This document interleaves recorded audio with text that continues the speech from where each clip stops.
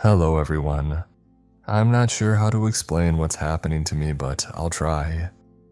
It started a few months ago the day my grandpa died. I'd been to enough funerals to know the rhythm. Black clothes, hollow condolences, that heavy air of finality. It was all too familiar. That day I learned Grandpa left me his house, but he left me something else too. A plain white envelope with just 2 words scribbled on the front. Read carefully. Inside was a note that would change my life. It read, "To my grandson Nathan, if you're reading this, it means I've failed and that I'm no longer here to see you become the man I always hoped you would be.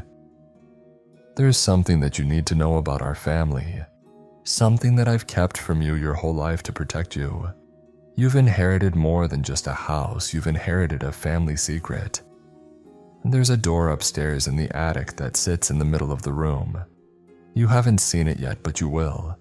It's a door that chooses to show itself to you, and once it does, your life will never be the same. It only appears to the men in our bloodline. I couldn't explain it to your grandmother or your mother. They thought I was crazy because they could never see it like I could. I've managed to keep the door locked away for over 60 years so that your father could raise you and give you the childhood I never could for him. Every night of my life was spent standing in front of that door and making sure it stayed closed, because if no one is watching, it opens. It can't ever open. That's why this next part is important. You need to heed these rules no matter what. 1. Do not open the door no matter what you hear. 2. You must be standing or sitting in front of it. You cannot be more than 10 feet away. 3. When the voice behind the door speaks, do not respond. 4. Do not close your eyes unless you want to open them again. 5. Always remain at your post. You can sleep when the sun rises. There will be more, and when they appear, you need to be ready. The door is always watching and learning you. Your resolve will be tested. I won't sugarcoat things. If you fail, you will die. That can't happen, for if the door is left unguarded, the world will be in grave danger. I hope you're stronger than I ever was, Nathan. I believe in you. Good luck. Love, Grandpa Bill." The note shook me to my core. I'd always looked up to Grandpa Bill. He was my last real connection to my parents, both of whom died in a house fire when I was 17. I never got to say goodbye, and I never had closure. My grandmother passed a year later, and after that I was left with a few distant relatives who barely remembered I existed. But Grandpa, he made me feel like I still belonged somewhere, like I hadn't been completely forgotten. Losing him felt like losing the last piece of myself that still remembered what home meant. For a while, I didn't even want to be in the house. The memories, the silence, all of it felt wrong. But I had to be strong, just like he would have wanted. I couldn't let the door win. I moved into the house immediately, and that night is when my duty began. As soon as the sun went down, I took my grandpa's note with me and went upstairs to the attic. When I reached the top of the stairs, I laid eyes upon the door for the first time. It stood in the middle of the room, and its crimson red wood was warped and shone faintly in the moonlight from a small window nearby. Scratches ran across the surface, deep gouges like something had tried to claw its way out, or in. I sat a few feet away, not daring to get closer. It just stood there, silent and still for now, but I couldn't shake the question that lingered in the back of my mind. Why was my family given such a peculiar task? The longer I stared at the door, the more it felt like staring into an answer I didn't want. The silence pressed against me, thick and waiting. Nothing happened for the first few hours, but a little after midnight I heard a knock. At first, I thought it might have been my imagination, but I heard it again. This time it was louder, heavier, and unmistakably coming from the door in front of me. I fell backwards and watched the door shake from how hard the knocking had become. Eventually, the knocking stopped, but the air was moving. It wasn't wind, it was slow, warm, and rhythmic. The door was breathing. Each damp, sour exhale brushed my face, the smell of decay curling like smoke. I backed up but remembered not to go too far away from the door. I didn't say a word or move again until the sun came up. When the light finally touched the door, it stopped breathing. That's how it was for the first week. Life outside the attic felt paper thin, the price of a routine I was still learning to survive. My coworkers started noticing the dark circles, the zoning out during meetings, and the way I'd flinch whenever someone tapped me on the shoulder. One of them joked that I looked like I was living in a haunted house. I laughed, but I didn't correct them. I burned dinner twice, forgot my neighbor's name when we crossed paths, and nearly drifted off behind the wheel at a red light. Then the sound started following me. The fridge humming downstairs began to sound like chattering teeth. My reflection lingered a little longer than it should have. Sometimes I'd catch myself whispering the rules, not to remember them, but to convince the door I still believed in them. It felt like a pact, like a ritual I couldn't escape. With every repetition, the rules grew heavier. They stopped feeling like protection and started feeling like chains. Everything real was starting to feel fake, and the only things that felt real were the voices in the door. Day after day, night after night, my life split in two. One under the sun, the other in the dark. By day, I'm just another exhausted office drone. By night, I'm the gatekeeper. Work 8 to 5, eat, sleep if I can, climb the stairs, watch the door until sunrise, and repeat. Every night blurred into the next until time itself felt like another rule I had to obey. I almost started to believe the door would never change. On the 8th night, I heard the voice behind the door speak for the first time. "Do not be afraid." It didn't sound threatening. In fact, it had a gentle tone that only made it all that more disturbing. I remember walking up to the door and standing in front of it, my pulse erratic as my body shivered slightly. A part of me wanted to open the door and put a name to the voice, but I remembered my grandpa's note. "Do not be afraid." It said it again, softer this time. I followed the third rule: listen without answering. So I stood there shaking, listening to that voice. As the hours dragged on, I kept thinking about how my grandpa sat in the attic every night. Did he deal with the same things I'm dealing with? How did he deal with listening to the voice? Asking myself questions is how I would pass the time watching the door in the dark. It kept my mind sharp during the monotonous ritual of watching the door from sundown to sunrise. That's what it was like for about a week. Routine had almost made the horror feel ordinary, and that's when it decided to change the rules. Right before I went upstairs one night, I saw it. Another line on my grandpa's note that hadn't been there before. In frantic handwriting, it said, 6, if it cries, ignore it. From then on, each night only got worse. The crying started around 1 a.m. It was the kind of crying a wounded animal made. I wanted to help, anything to make the cries stop. I almost whispered, "Are you okay?" But the rule was clear: ignore it. So I did. In response, the floorboards near the door had darkened and the air around it shimmered like heat off asphalt. Whatever was behind that door, it wasn't just growing stronger. It was changing the world around it. I could feel it noticing me more each night.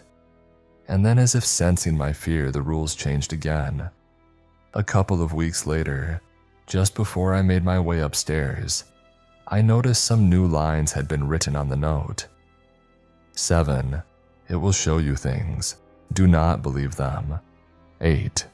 It will tell you the future, but it's all a lie. The ink looked fresh this time, like someone or something had written them just moments before I came upstairs.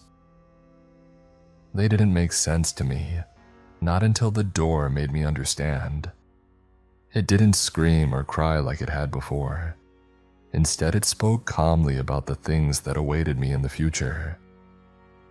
You're going to become head of your department, Nathan. You'll fall in love and have 3 children, Elise, Michael, and Jonah. The names echoed in my head like they belonged there all along. Elise will have your eyes.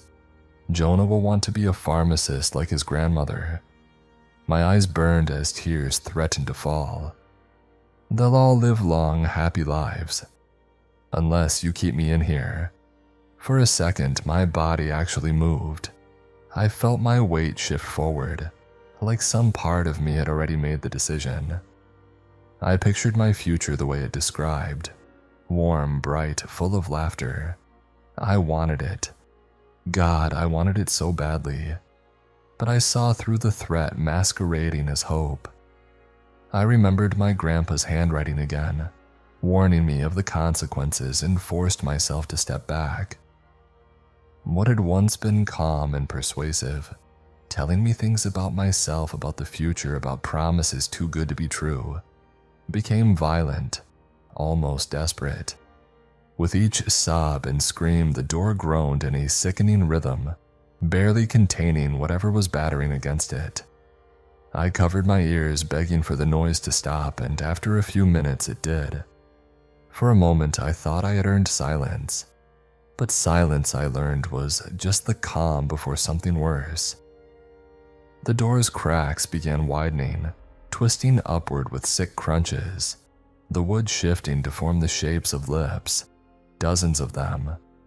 They were murmuring the story of a peaceful life waiting for me, if only I would open the door. Its words filled the darkness, and shadows moved all around in shapes I recognized. My grandpa appeared next to me, but not the one I saw in the casket in the funeral, but the youthful one from old photographs. "Grandson," he whispered in a voice that almost sounded like his. I didn't speak. I couldn't, even though I wanted to very badly. My dad waved at me and told me how proud he was of me. My mom smiled and beckoned for me to open the door so we could be reunited as a family. I leaned in front of the door, my hand on the knob about to turn it, when I saw something blink in the keyhole. It was an eye, black and moist, sliding sideways, watching me, refusing to blink. I stumbled back and the whisper stopped. The silence felt heavier than the noise, but even in the stillness something was shifting. I used the flashlight on my phone to keep myself from nodding off in the early hours of the morning. Sometime around 2:30 a.m., I noticed the shadows started to pulse against the light. Every few seconds, the door's wine-dark surface would brighten from the inside out, glowing faintly like there was something behind it, pressing its face right against the wood. That image alone was enough to make me sit in the darkness the rest of the night until the sun signaled it was morning. Every night I felt myself unravel a little more. My thoughts weren't just mine anymore. They had a different voice. The door wasn't just trying to break through, it was trying to break in, as if wanting to listen closer to what I have to say. Maybe that's why the rules kept getting more difficult each night. It knew my thoughts before I did. Before I went upstairs one time, I found 2 new rules written in the steam on the bathroom mirror. They read, 9. It will try to bargain. Do not accept. 10. Do not believe the sounds you will hear. It will do anything to make you leave your post. I thought I understood the rules, until the early hours of the morning, when it didn't knock but begged profusely. "Nathan, let me out. Please, just once, I can make it stop." But I wasn't hearing just the voice of the door, I was hearing screams of my parents. They were as gut-wrenching as they were familiar, and I heard them coming from downstairs, then outside, then under the floorboards. A moment later, I smelled smoke. It was faint at first, but the smell of burnt wood and melting plastic filled the air. I nearly bolted downstairs. my body ready to run and save them. But then I remembered the rule telling me not to believe the sounds I'm hearing. The door was toying with me by digging into the deepest trauma it could find. I clenched my fists and stared at the door unmoving. It spoke in my mom's voice, then my dad's, then Grandpa's, sometimes weaving all three into one seamless, haunting sentence. Then it spoke in my voice, in the same tremble I've heard in myself every night since I moved in. Please, let me out. Let me out. I just want out. Frozen in place, I endured its begging for hours. My body screamed for a break, even just the relief of closing my eyes. I was losing focus fast, the kind of fatigue that makes your eyes twitch just to stay open. I had to do something. A desperate plan surfaced, a way to trick it maybe. Hoping to cheat the rules, I angled a mirror across from me. One eye could rest while the other kept watch. For a time it worked, until the reflection shifted. In the mirror, the door stood wide open. Something slithered out on all fours, gray-skinned and scaly, bones cracking with each movement. Its head tilted toward me, not in curiosity but in mimicry, like it was practicing being human. I snapped my eyes to the real door. The real door was still shut tight, breathing.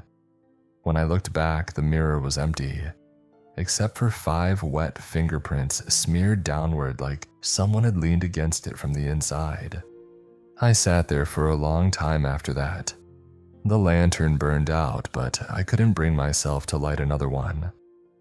I kept thinking about my grandpa, standing in this same spot for 60 years, his eyes fixed on the same door, watching it breathe, whisper, and beg. Did he ever think about just walking away? I think about leaving every night. I think about the stairs behind me, about sunlight, about sleep. But then I remember what my grandpa asked of me. My responsibility is what keeps me here, and the fear of what happens if I stop watching. When morning came, I didn't remember falling asleep. I only remembered the mirror and the way those fingerprints stained it. To drown out the noise, I fixated on one impossible question. How did Grandpa carry this burden for decades? The more I thought about it, the more I feared the real answer. Maybe he didn't. For a while, nothing really changed outside of my routine, the knocking and the voices pleading behind the door. That is, until some more rules appeared on the page. 11. A single moment of inattention is all it needs. Do not falter. 12. Do not fall asleep in front of the door. At this point, I was delirious and running on fumes. I could barely stay awake at work, and I was averaging maybe 1 to 2 hours of sleep a night. There's only so much coffee and energy drinks can do for your body before it stops working as effectively. There was one instant where my eyes almost fluttered shut, and I swear I felt something brush against my cheek. The knocking started again, but it wasn't coming from the door anymore. It was coming from behind me. I spun around, nearly tripping over the lantern. Then the walls, the window, and even the ceiling above me all echoed with that knocking sound. The door would shake, the voices would scream. I'd see my loved ones begging for me to open the door, but I wouldn't. The voice behind the door would speak things to me like, "Do not be afraid. Open the door, Nathan, and I will make all of this stop." I ignored it. At around 3 a.m., my phone started ringing across the floorboards. The screen said, "Grandpa." Seeing his smiling face on the screen shattered something in me, because I knew he was dead. Despite the feeling in my gut telling me not to, I answered. Nothing about the rules said that I couldn't take a phone call. "Nathan." His voice crackled through the phone speaker. "You've done enough, my boy. Let me take your place. Go downstairs and rest now." My thumb hovered over the screen, my heart thudding as I remembered the other voices, the lies. I ended the call. The phone rang nonstop until sunrise. Hours later, a new rule appeared, one that nearly broke me. In slanted, sloppy letters was the worst one I had seen yet. 13. Eventually you will fail. Fight it off for as long as you can. I read that line over and over until the ink blurred. The words didn't feel like a warning anymore. They felt like a countdown. Not just because of what it said, but because of what it didn't. Maybe this is what Grandpa meant. Maybe failure isn't about opening the door. It's about how long you can last before you want to. I don't know how much longer I can keep this up. The last few nights I've been hearing slow, deliberate footsteps behind the door, and the floorboards creaking in time with my own heartbeat. I keep telling myself none of it's real, that I'm still the one in control. But the longer I watch, the more I notice the door wasn't where it used to be. Last week, I marked its position on the floor with painter's tape to signify a border I wouldn't cross. I checked last night and the tape was gone and the door had moved. It had only moved just a few inches at first, and it made me think that maybe I was imagining it. After all, I was running on empty in terms of sleep. But night after night, it kept inching closer. It didn't drag or creak, it just shifted, like it wanted to be closer to me. I measured the gap once, 10 feet, then 8, then 6. I stopped checking after that. The space between me and it was shrinking, and I swear I could feel the heat of its breath on my face.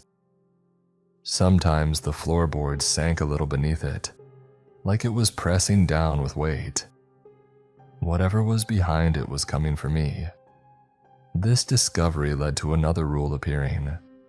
14. No matter how close the door gets to you, do not touch it. I didn't plan on it. I was too tired to plan anything anymore. Just existing felt like a strategy in itself. Last night, I swear I saw something move beneath the wood, like a hand pressing out. I think my grandpa's 60 years only bought us time, and now that time is almost gone. He kept whatever this thing is locked away for decades, and now it's my turn. One day it will become somebody else's. I don't want them to suffer like I and the men in my family before me have.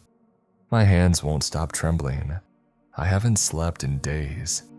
I've started hallucinating. At least I hope they're hallucinations. I swear I saw the attic walls breathing last night. I wonder if the door is even real. Maybe I've lost my mind, trapped in a psych ward, mumbling while unseen eyes watch through glass. I can hear them all. My parents, Grandpa, myself. They all speak from behind the door, and the longer I listen, the more their words sound like truth. A new rule appeared, carved directly into the attic floor just in front of where I sit. 15.